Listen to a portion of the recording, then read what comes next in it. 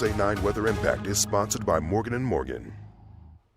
Cherry blossom season fever officially ramping up across D.C., and there's some exciting news to go with it. The iconic trees around the tidal basin have now reached the puffy white stage. Take a look here. There's only 6 stages, so we're very close to that final peak bloom stage. That means those famous pink and white petals are just about ready to pop. And to help break down what this stage means and how close we are to peak bloom, let's catch up with meteorologist Caitlin McGrath, who is live along the tidal basin. Hi, Caitlin. Hey there, Annie. And I mean, you saw what peak bloom looks like from that graphic there we just showed you.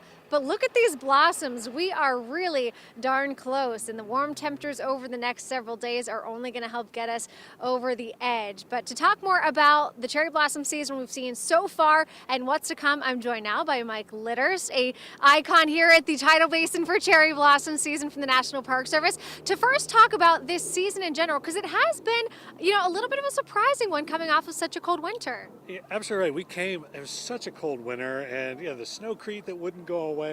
The trees went dormant, as they do in a normal winter, but they went dormant early. But the cold temperatures don't seem to have slowed it down at all. They either go dormant or they don't go dormant.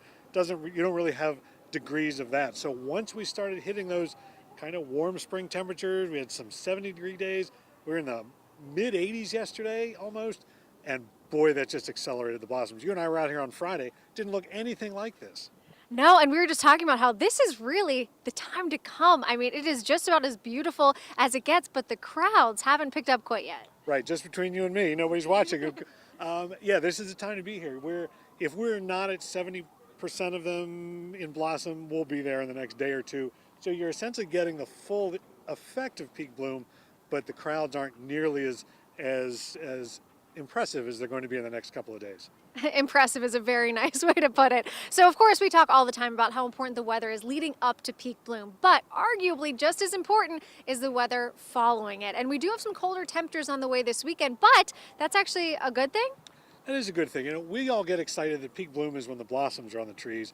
Trees themselves have one more stage, and that's when the blossoms are replaced by the leaves. So again, same math applies. Cooler temperatures will keep those leaves at bay a little bit longer, keep the blossoms on the trees. Warmer temperatures accelerates that. Last year, I think we had one of the shortest peak blooms on record because we had 3 days in a row of 80 degrees after the blossoms came out, and the leaves were there almost immediately.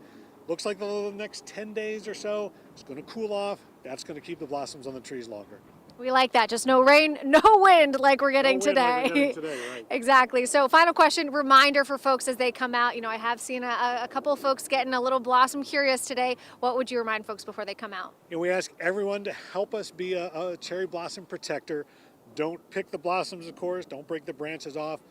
Don't climb the trees. A lot of them are older and more fragile than they look. And when you can, stay on the paved walkways. Keep all that foot traffic off of the fragile roots. Mike, thank you so much. Pleasure as always. We will be talking with you more here over the next several days.